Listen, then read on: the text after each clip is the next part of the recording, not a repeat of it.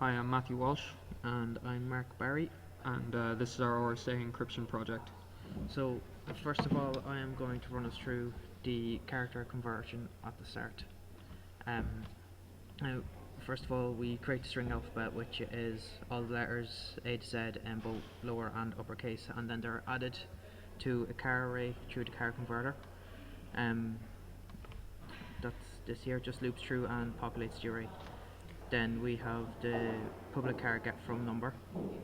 This will just get the character at a certain point in the alphabet. No.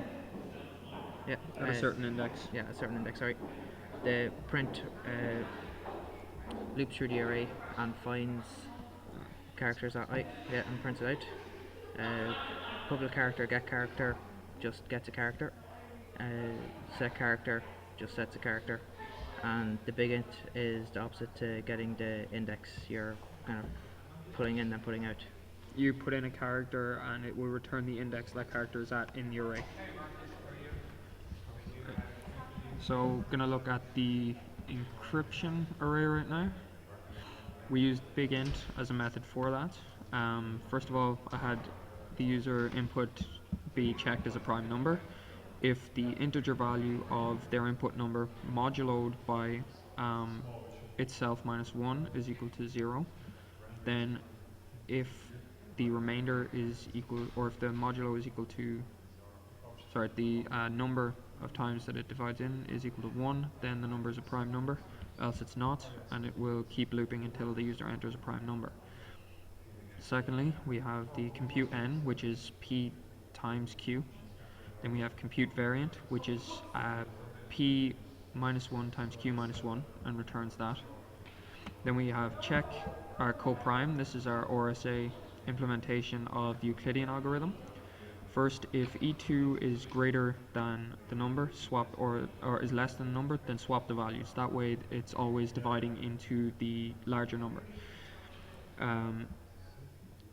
The printouts are for debugging, just to see what the current values are for that. While the integer value of the number is not equal to 0, keep moduloing e2 by the number value, and then swap the number value for e2, and the remainder will be equal to the number, or will be the remainder here. And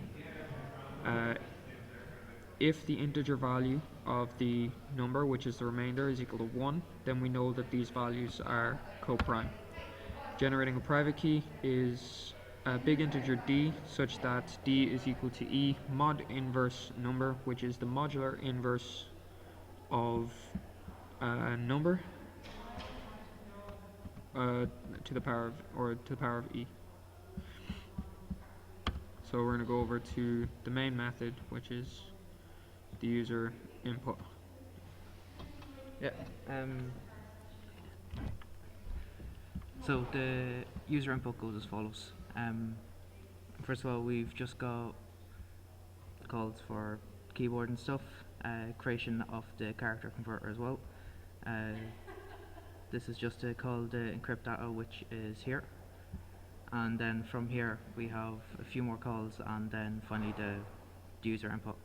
So while the prime number is not true, or it doesn't equal 1, it will take in the prime number from the user. It will check if it's true, then it asks for a second prime number, which is q. Once that's true as well, it switches down into the big int. It then computes p times q to give a big integer n, and then it will compute the variant, which is p minus 1 times q minus 1.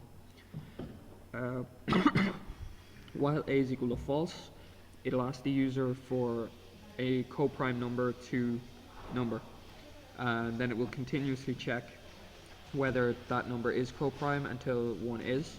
From there, it will output the public and private keys, the public key being e and n, and the private key being d and n, where d is generated as e to the mod inverse number.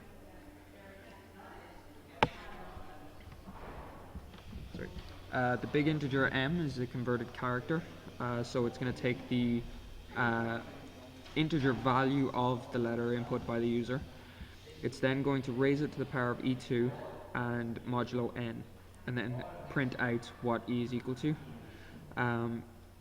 In order to see what the encrypted message is, we've done the modulo 26 to e.int value to give us the encrypted character.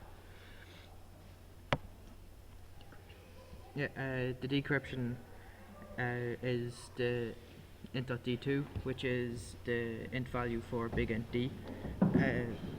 Big integer d then is the e value by the power of d2 modded by n.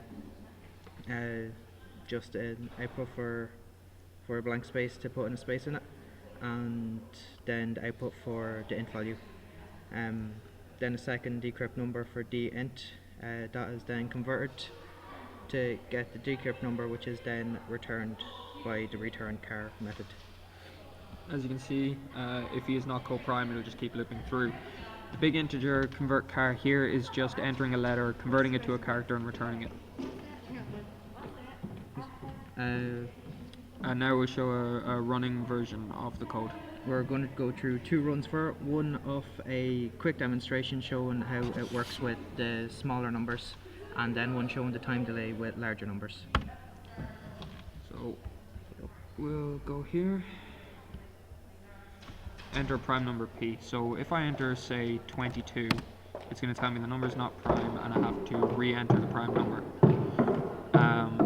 So let's work with 31, and that's prime, and 29, and that's prime, and 11, which is then 4 is the remainder, 3 is the remainder, 1 is the remainder, which means it is co-prime to 840, which is p minus 1 times q minus 1. The public key is 11899, the private key is 611899. Now if we enter a letter, so G, it will go to the encrypted integer value, which is 212, which the encrypted value for that is, the encrypted character for that is E. The decryption is 6 and brings us back to G. So if we run it again, This time showing some of the larger numbers. if we go 859, 701, and 23, we'll enter a letter F. As you can see, the program is running. It's just taking a long time to compute. Well, the last time it took about 10 minutes or so. There's the two screenshots of it are actually in the documentation. There's just no timestamp on them, unfortunately. But we had time to finish off the documentation and pretty much do a little bit of adjusting before I even finished the computation For larger computation for it. numbers. Yeah. So yeah, that is our project.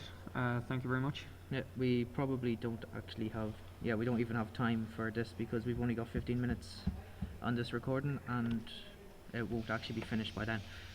Yeah, thank you. Thanks, Fiona.